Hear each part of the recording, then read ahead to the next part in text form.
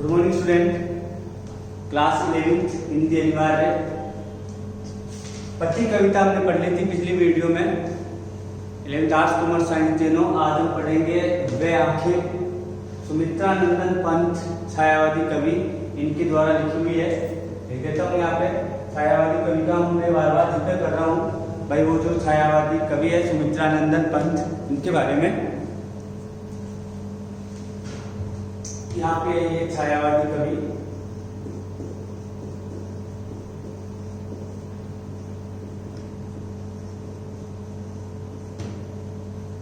इनका जन्म हुआ सन 1900 ईस्वी में और इनकी मृत्यु हुई सन 1977 ईस्वी में। इनकी मृत्यु हुई सुमित्रा नंदन पंत की, 77 वर्ष तक जिए। इनकी प्रमुख हम रचनाओं की बात करते हैं तो प्रमुख जो इनकी रचनाएं हैं वीणा, ग्रंथि, पल्लव, गुंजन, युगवाणी, ग्राम्या, उत्तरा। इसके अलावा और भी रचनाएं हैं इनकी, जिसके अंदर जो रचनाओं के नाम है मैं आपको बताता हूँ। कला और बूढ़ा चांद, लोकायतन, ये भी इनकी रचनाओं के नाम है। सुमित्रा नंदन पंत, इनको एक उपाधि दी हुई है प्रकृति के सुकुमार कवि। प्रकृति के सुकुमार कवि के नाम से इनको जाना जाता है, यानी सॉफ्ट हृदय था इनका, इसलिए इनको प्रकृति का सुकुमार कवि भी कहा जाता है, सुमित्रा नंदन पंत को। ठीक है, इनको सम्मान मिला। इनको भारतीय ज्ञानपीठ पुरस्कार, साहित्य अकादमी का सर्वश्रेष्ठ पुरस्कार, इसके अलावा पद्म भूषण पुरस्कार, सोहित लैंड नेहरू पुरस्कार, ये पुरस्कार इनको प्राप्त हो चुके हैं सुमित्रा नंदन पंत को। यहाँ जो बात है हमारा छायावाद में, जो इन्होंने अधिकतर जो रचनाएं लिखी है वो प्रकृति से संबंधित लिखी है। छायावाद का जो काल चला था ये लगभग हम मान सकते हैं 1920 से 1936 तक छायावाद चला था। और 1936 के बाद में जो हिंदी साहित्य में कविताएं लिखने का नया जो प्रचलन आया वो प्रगतिवाद कहलाया। कौन सा वाद कहलाया? प्रगतिवाद। याद रखना, 1936 के बाद में प्रगतिवाद आ गया था। उससे पहले हमारे यहाँ पे जो है छायावाद चल रहा था। छायावाद का मतलब होता है प्रकृति को इन्होंने सजीव माना, क्योंकि उस समय भारत गुलाम था और भारत जो है जंजीरों में दास था, कि जंजीरों में जकड़ा हुआ था। आम जन परेशान थे, तो आम जन, सामान्य जनता का थोड़ा सा मनोरंजन करने के लिए, थोड़ा सा उनको उनकी कठिनाइयों से अलग हटाने के लिए नई प्रकार की कविताएं लिखी गई जो प्रकृति से संबंधित थी। इसमें जो है प्रेयसी भी प्रकृति को माना गया, ईश्वर भी प्रकृति को माना गया, और सभी जो चीजें प्रकृति में देखी गई वो जो काल कहला है वो छायावाद कहला है। ठीक है, स्थूल के प्रति सूक्ष्म का विद्रोह भी कहा जाता है इसको। ये छायावाद था जो था 1920 से 1936 तक चला। इसमें सुमित्रा नंदन पंत है, यहाँ इन्होंने छायावाद से हटकर थोड़ी सी अलग कविता लिखी, जिसको हम प्रगतिकालीन कविता कह सकते हैं। इस कविता की बात कर रहा हूं मैं, जो हमारे सिलेबस में, जिसका नाम है वे आंखें।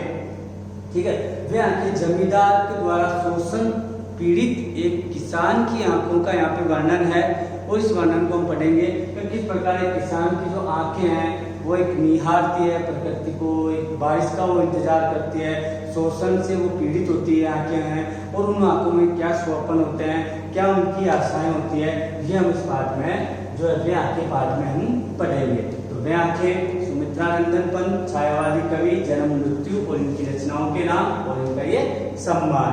अब आगे हम ये पाठ पढ़ेंगे वॉइस रिकॉर्ड के माध्यम से। आपको ये आवाज मैं आपको, मेरी आवाज में आपको ये पढ़ाऊंगा। गुड मॉर्निंग स्टूडेंट, आज हम पढ़ेंगे सुमित्रा नंदन पंत के द्वारा लिखी हुई कविता वे आंखें। इंट्रोड्यूशन परिचय में मैंने बता ही दिया था, आपने परिचय देख लिया होगा जो बोर्ड पे लिखा हुआ है। अब रिको जो है वो इसके माध्यम से आप सुनोगे इसको। कविता के लिए चित्र भाषा की आवश्यकता पड़ती है। उसके शब्द सस्वर होने चाहिए जो बोलते हों, सेब की तरह जिनके रस की मधुर लालिमा भीतर न समा सकने के कारण बाहर झलक पड़े। पल्लव की भूमिका में इन्होंने लिखा है कि कविता के लिए चित्र भाषा होती है। चित्र भाषा होती है यानी कोई भी चीज़ जो है वो अगर हम कहें तो उसका चित्र, उसकी एक इमेज हमारे सामने, हमारी आंखों के सामने घूम जाए। जैसा कि उदाहरण के द्वारा हम बता सकते हैं, जैसे कभी आप जयपुर घूमने गए तो जयपुर जैसे आपने मान लो हवा महल देखा हो, तो आपने हवा महल देखा, मान लो कभी भी गए आप, तो अगर कभी हम मान लो क्लास में बात करते हैं तो आपने जयपुर का, हम जैसे हवा महल का कहीं जिक्र आया तो आपके सामने वो हवा महल की जो एक इमेज है वो आपके सामने आ जाएगी। यानी वो हम जो देखी हुई चीज़ होते हैं तो वो चीज़ हमारी आंखों के सामने उपस्थित हो जाती है, उसको चित्रभाषा कहते हैं। ठीक है, उसी प्रकार जैसे एक सेम होता है, एक एप्पल होता है। अगर एप्पल जब वो पूरी तरह से नहीं पकता है तो हल्का पीलापन लिए हुए होता है, लेकिन जैसे जैसे वो पकने लगता है तो पूरी तरह से लाल हो जाता है। ठीक है, क्योंकि उसकी जो रस की लालिमा है वो अंदर नहीं समा पाती है सेब के अंदर, तो बाहर की ओर आ जाती है और पूरी तरह से लाल हो जाता है। तो उसी प्रकार कविता भी वैसी होनी चाहिए कि कोई भी अगर मान लो कोई भी कवि अगर कविता कहता है तो उस कविता की जो भाषा या उस कविता का भाव ऐसा होना चाहिए कि सामने वाले के सामने उसका चित्र उपस्थित हो जाए। तो ये थे सुमित्रा नंदन पंत, छायावादी कवि। लेकिन हमारे यहाँ जो कविता है वो प्रगतिवादी कविता है। वैसे उन्होंने प्रकृति के बारे में लिखा है, प्रकृति के सुकुमार कवि है सुमित्रा नंदन पंत। इनका मूल नाम जो था गोसाई दत्त, जन्म हुआ सन 1900, जैसा कि पहले बता चुका हूँ। कौसानी में हुआ, जिला अल्मोड़ा, उत्तरांचल में। अल्मोड़ा हिल स्टेशन है, पर्यटन स्थल है अच्छा सा सुंदर सा, हिमालय की तराइयों में बसा हुआ है। इनकी प्रमुख रचनाएं हैं वीणा, ग्रंथि, पल्लव, गुंजन, युगवाणी, ग्राम्या, चिदंबरा, उत्तरा, स्वर्ण किरण, कला और बूढ़ा चांद, लोकायतन आदि। इनको जो सम्मान मिला है वो भारतीय ज्ञानपीठ पुरस्कार, साहित्य अकादमी पुरस्कार, सोवियत लैंड नेहरू पुरस्कार एवं पद्म भूषण पुरस्कार से ये सम्मानित हो चुके हैं। इनकी मृत्यु हुई सन 1977 ईस्वी में। ये जो है हमारे छायावाद के महान कवि, हमारे भारतीय हिंदी साहित्य के महान कवि का जो है 1977 में इनका स्वर्गवास हो गया, स्वर्ग की ओर ये प्रस्थान कर गए। छायावाद के महत्वपूर्ण स्तंभ सुमित्रा नंदन पंत प्रकृति के चितेरे कवि हैं। जैसा ही बताया, प्रकृति के सुकुमार कवि है, चितेरे कवि है। प्रकृति को सूक्ष्मता से निहारते हैं और सूक्ष्मता से उसका वर्णन करते हैं और प्रकृति को सुंदर बताते हैं। हिंदी कविता में प्रकृति को पहली बार प्रमुख विषय बनाने का काम पंत ने किया है। उनकी कविता प्रकृति और मनुष्य के अंतरंग संबंधों का दस्तावेज है। उनकी जो कविता है प्रकृति और मनुष्य के बीच में कैसे संबंध होते हैं उसका एक जीता जागता उदाहरण है। इनकी प्रारंभिक शिक्षा कौसानी के गांव में हुई, खुद के गांव में हुई, तथा उच्च शिक्षा बनारस और इलाहाबाद में हुई। उच्च शिक्षा इनकी बनारस में हुई, फिर इलाहाबाद में हुई। युवावस्था तक पहुँचते पहुँचते महात्मा गांधी के असहयोग आंदोलन से प्रभावित होकर पढ़ाई बीच में ही छोड़ दी। इसके बाद में ये स्वतंत्र लेखन करते रहे। प्रकृति के अद्भुत चित्रकार पंत का मिजाज कविताओं में बदलाव का पक्षधर रहा है। बदलाव चाहते हैं वो कविता में कि बदलाव होना चाहिए। एक ही एक प्रकार की अगर कविता अगर पढ़ते रहें तो लोग जो धीरे धीरे हैं वो बोर होने लग जाते हैं। तो कविताओं का जो विषय होता है वो बदलते रहना चाहिए ताकि लोग उसको पढ़ते रहे। शुरुआती दौर में छायावादी कविताएं लिखी। पल पल परिवर्तित प्रकृति वेश इन्हें जादू की तरह आकृष्ट कर रहा था। पल पल, हर पल प्रकृति का जो परिवेश होता है वो बदलता रहता है। जैसा कि हम देखते हैं सुबह का प्रकृति का मिजाज अलग होता है, उत्साह होता है। भोरकालीन जो सुबह सुबह स्वर्ण किरणें होती है, पक्षी चहचहाते हैं। जैसे जैसे मान लो सूर्य जो की आभा बढ़ती है, यानी सूर्य अपने यौवन की तरफ बढ़ता है, यानी सूर्य की जो है किरणें तेज़ होती जाती है, वैसे वैसे प्रकृति का मौसम बदलता रहता है। शाम को वापस वही है प्रकृति, जब सूर्य सूर्यास्त की ओर होता है, अपने जो है अस्ताचल की ओर जाता है, तो उस समय भी प्रकृति का मौसम, उसका वातावरण अलग होता है। तो ये प्रकृति का वेश इन्हें जादू की तरह इन्हें आकर्षित कर रहा था। बाद में चलकर प्रगतिशील दौर में इन्होंने ताज और वे आँखें, जो कि हमारे सिलेबस में है, ताज और वे आँखें जैसी इन्होंने कविताएं भी लिखी। इसके साथ ही अरविंद के मानववाद से प्रभावित होकर मानव तुम सबसे सुंदरतम जैसी पंक्तियाँ भी लिखते रहे हैं। महर्षि अरविंद हुए थे मानववाद के जनक माने जाते हैं।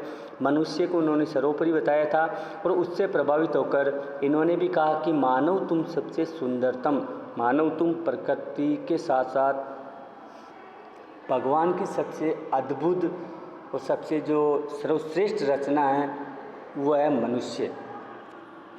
इन्होंने नाटक, कहानी, आत्मकथा, उपन्यास और आलोचना के क्षेत्र में भी काम किया है। रूफाब नामक पत्रिका का संपादन भी किया, जिसमें प्रगतिवादी साहित्य पर विस्तार से इन्होंने विचार विमर्श होता था। पंत जी भाषा के प्रति बहुत सचेत थे, सावधान थे।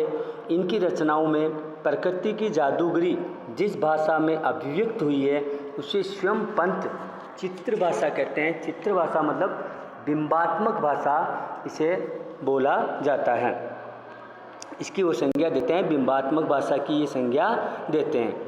ब्रज भाषा और खड़ी बोली के विवाद में उन्होंने खड़ी बोली का पक्ष लिया और पल्लव की भूमिका में विस्तार से उन्होंने खड़ी बोली का समर्थन किया।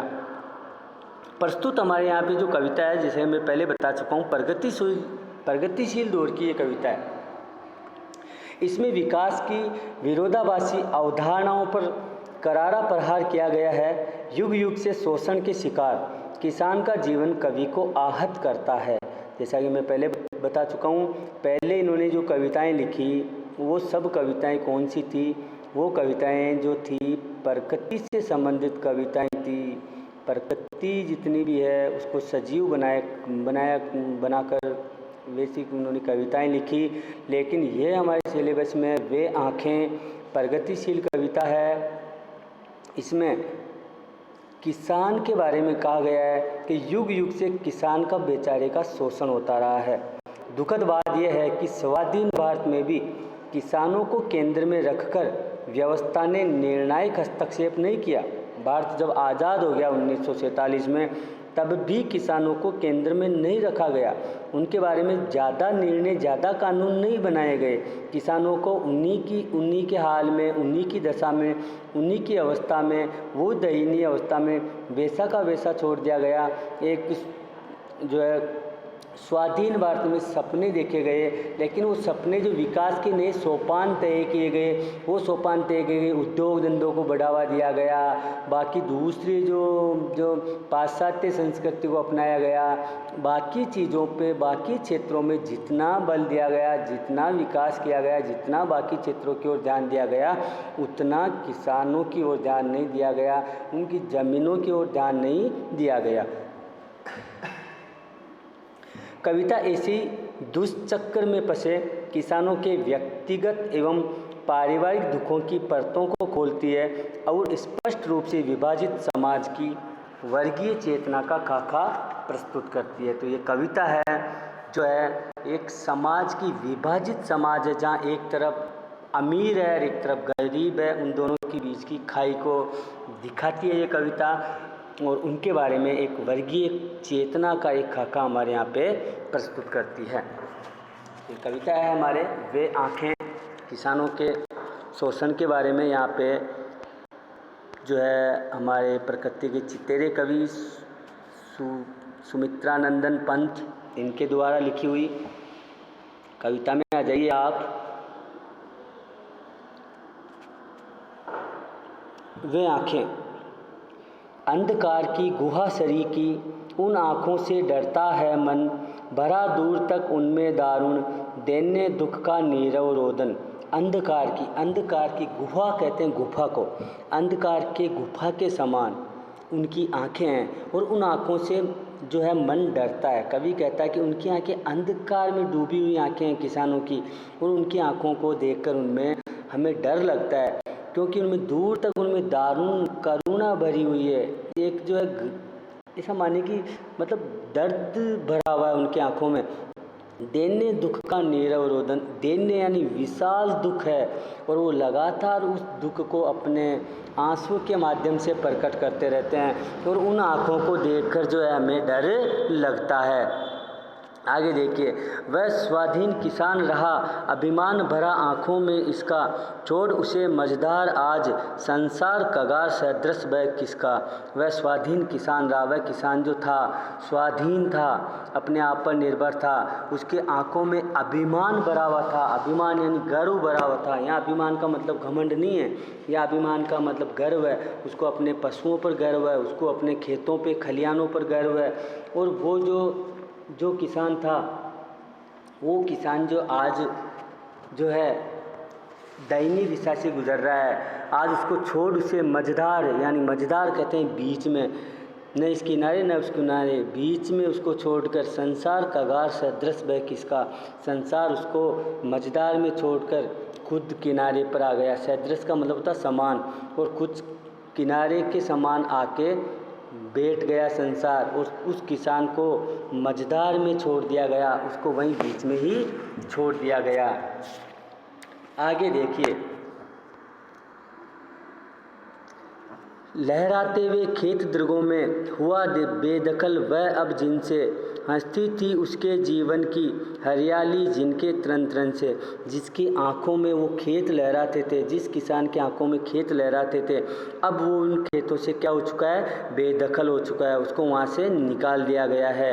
हंसती थी उसके जीवन की, और उसके किसान के जीवन की हरियाली जो थी, हरा भरा उसका जीवन था, जिसके तन तन यानी तिनके तिनके से ज़मीन में उसके खेत में उगा हुआ तिनका तिनका, जिसकी हरियाली से किसान का जीवन जो था, जो वो सुंदर था, मनोरम था, और उसकी आंखों में वो खेत लहराते थे, और हमेशा उसकी आंखों में हरियाली नज़र आती थी। वो अपने खेतों को देखकर प्रसन्न होता था। आज उसको उस ज़मीन से, उस खेत से उसको बेदखल कर दिया गया है, और बेचारे को उसको मझधार में छोड़ दिया गया है। आँखों ही में घूमा करता वह उसकी आँखों का तारा, कारकुनों की लाठी से जो गया जवानी ही में मारा। आँखों में घूमा करता, उसकी आँखों में घूमा करता, उसकी आँखों का तारा। आँखों का तारा मतलब बहुत प्यारा होना, और बहुत प्यारा कौन होता है, उसका पुत्र होता है, उसका बेटा होता है। उसका बेटा उसके आँखों में घूमता है, बहुत आँखों का तारा था वो, बहुत प्यारा था वो, ठीक है। जो जवानी में बेचारा मारा जाता, कारकुन कहते हैं जमींदारों को, जो जमींदारों की लाठी से बेचारा जवानी में ही मारा जाता है। किसान का बेटा है, जमींदार उसमें पैसे मांगते हैं, और लाठी से जो है उसके बेटे पर वो हमला करते हैं, अत्याचार करते हैं। उस लाठी जमींदार के शोषण से उसका बेटा जवानी में ही मारा जाता है, जो कि उसकी आँखों का तारा होता है, जो कि उसे बहुत ही प्यारा होता है। तो ये देखिए, इसके बाद में अभी जो है पाठ हमारा बाकी है, सुमित्रानंदन पंत प्रकृति के सुकुमार कवि, जहाँ तक आपको पढ़ाया गया है वहाँ तक एक बार आपको वापस को देख लेना है। एक बार आपको वापस इसका अर्थ बता देता हूँ। वे आँखें स्वाधीन भारत के किसान की दयनीय दशा का यहाँ पे जो है चित्र भाषा के माध्यम से, बिंबात्मक भाषा के माध्यम से हमें ये समझाने का प्रयास किया गया है कि भारत आज़ाद हो चुका है, उसके बावजूद भी किसानों की माली हालत पर किसी भी सरकार का इतना ज़्यादा ध्यान नहीं गया है। बाकी क्षेत्र में सरकार ने चाहे कितने ही विकास कर लिए हो, लेकिन हमारे जो है भारत की जो रीढ़ की हड्डी है वो किसान है, क्योंकि हमारी भारत की 70% अर्थव्यवस्था भारतीय कृषि पर निर्भर है। और 70% अर्थव्यवस्था भारतीय कृषि पर निर्भर होने का मतलब है क्योंकि कृषि का जो प्रधान है वो कौन है, किसान है, वो खेती करता है, ठीक है। लेकिन जब किसान बेचारा खेती करता है, उसे ये पता नहीं होता है कि उसकी जो फसल पककर तैयार हो जाएगी क्या, क्योंकि वो जितने पैसे खर्च करता है, कभी कभी तो उसकी फसल जो है ज़्यादा बारिश होती है तो वैसे ख़राब हो जाती है, और बारिश नहीं होती है तो वैसे ख़राब हो जाती है। प्रकृति का संतुलन होता है तब उसके पास जो है वो फसल पैदा करके वो घर पे लाता है। उसके बाद में उस समय जमींदार वगैरह जो होते हैं, जो उसमें पैसे मांगते हैं, आधी फसल वो ले जाते हैं, कुछ फसल बेचारे के पास बचती है जिसमें वो अपने घर का खर्च चला सकता है, बस इतनी सी उसकी माली हालत होती है, यानी वो ज़्यादा विकास नहीं कर पाता है। जैसा दूसरे उद्योग में है कि कोई चीज़ बनी है तो वो बिकेगी, लेकिन किसान के पास ये है कि एक प्रकार का ज़मीन, एक प्रकार का जुआ होती है, एक सट्टा होती है कि उसमें बो दिया गया है। अब कोई गारंटी नहीं है कि वो फसल पैदा होगी या नहीं होगी। तो ये बात है, बहुत सारी बातें हैं, इतनी ज़्यादा हम बात यहाँ पे डिस्कस नहीं कर सकते, लेकिन फिर भी देखो वे आँखें प्रगतिशील दौर की कविता है, सुमित्रा नंदन पंत द्वारा लिखी हुई कविता है और भारतीय किसानों के बारे में उनका मार्मिक चित्रण हमारे यहाँ पे सुमित्रा नंदन पंत ने हमारे सामने प्रस्तुत किया है। तो नेक्स्ट वीडियो में इसका अगला जो पार्ट है वो तुम्हें भावार्थ सहित समझाऊंगा। इसको वापस आप एक बार तरीके से समझना, इनका जन्म, इनकी मृत्यु, सुमित्रा नंदन पंत, इनकी रचनाओं के नाम, इनका सम्मान और हमारे सिलेबस में कविता उसका नाम है वे आँखें और उसका भावार्थ। तो नेक्स्ट वीडियो में एक बार हम फिर मिलेंगे, तब तक के लिए इसको वापस पढ़ना। तब तक के लिए धन्यवाद।